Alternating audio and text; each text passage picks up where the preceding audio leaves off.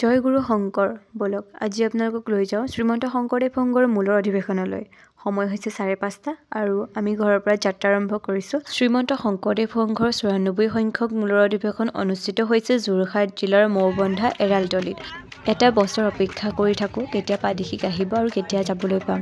আচলতে শ্ৰীমন্ত শংকৰদেৱ সংঘৰ প্ৰতিটো অনুষ্ঠানেই বৰ আপোন। 7 ঘণ্টা বাছত যোৱাৰ পাছত এয়া মোৰ অৱস্থা একেৰাহে বহি গৈ কিন্তু তাতে গৈ পাই কিন্তু বহুত বেছি মনটো ভাল লাগি গ'ল আৰু আমি প্ৰথমতে গৈলোঁ ভোজনালয়লৈ। যিহেতু ঘৰৰ পৰা ওলাই যাওঁতে মানে একো খাই যোৱা নাছিলোঁ বহুত বেছি ভোক লাগিছিলে আৰু আপোনালোকে যদি পাদিশিক গৈ ভোজনালয়ত এবাৰ ভাত খোৱা নাই নহয় বহুত ডাঙৰ বস্তু মিছ কৰি আছে। আৰু এয়া চাওকচোন শিবিৰবিলাকৰ সন্মুখত ইমান ধুনীয়াকৈ সজাইছে, কিমান কষ্ট কৰিছে না তেওঁলোকে অনুষ্ঠানটি পাতিবলৈ। কিন্তু আমাৰ শিবিৰটোহে নহজালে, আমাৰ শিবিৰটো একেবাৰে লাষ্টত দিছে। আমি মানে মূল মঞ্চলৈ আহিবলৈ বহুত দেৰি লাগি যায়। আৰু এয়া হৈছে ৰাতিৰ পৰিৱেশ, অলপমান ওলাই গৈছিলোঁ। আৰু এয়া চাওকচোন সেৱা বাহিনীৰ শিবিৰ, সেৱা বাহিনীত শিবিৰটো বহুত ধুনীয়াকৈ বনে আৰু সেৱা বাহিনীত গৈ ভকতক সেৱা কৰিবলৈ পোৱাটো ভাগ্যৰ কথা। কিন্তু মই নচাৰ কাৰণে যাবলৈ নোৱাৰোঁ। আৰু এয়া হৈছে মন্দিতা আৰু এয়া হৈছে উদ্ধৱ। আমি তিনিটা ওলাই গ'লোঁ অলপমান মেলালৈ আৰু খোজকাঢ়ি বহুত বেছি ভাগৰ লগত কিবা এটা খাই লওঁ বুলি বহি ল'লোঁ আৰু কি খাম কি নাখামকৈ ভাবি লাষ্টত খালোঁ যেনিবা আমি। আৰু তাৰপিছত আকৌ গ'লোঁ মেলাত ঘূৰিবলৈ বুলি। বহুত বেছি ধুনীয়া বস্তু ওলায় আপোনালোকে জানেই আৰু ইয়েৰিংছটো মই দেখিলে নোলোৱাকৈ থাকিবই নোৱাৰোঁ। ইয়েৰিংছো লৈ ল'লোঁ আৰু অলপমান মেকআপৰ প্ৰডাক্ট কিবাকিবি আছিলে কম দামতে দি আছিলে সেয়াও ল'লোঁ।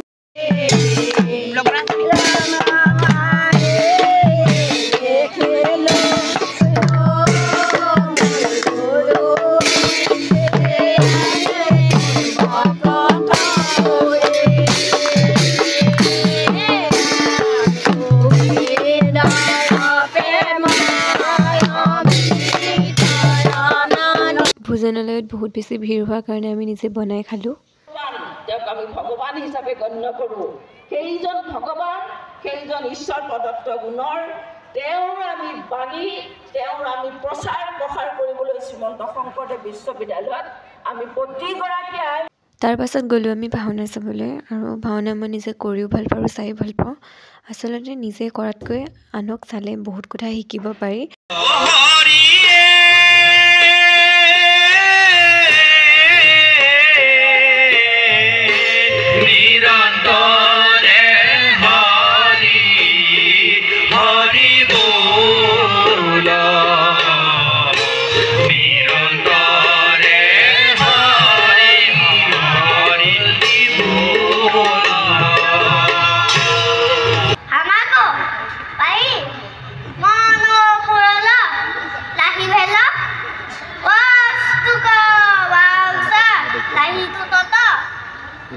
हमारा भोकता गुपी हबका उबा करिए लबलु अधिक करिए दंत करिते अते सब करिते ना गल इहा का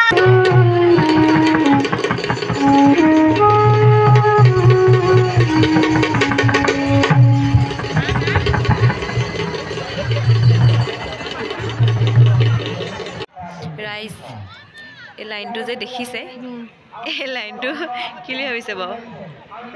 বেলেগ একো নহয়, ভাত খাবলৈ লাইন, ভোজনালয়ত লাইন, সি তাত সোমাইছে। মই অনুসন্ধান কক্ষত বিচাৰিছে। মই পুনৰবাৰ ঘোষণা কৰিছোঁ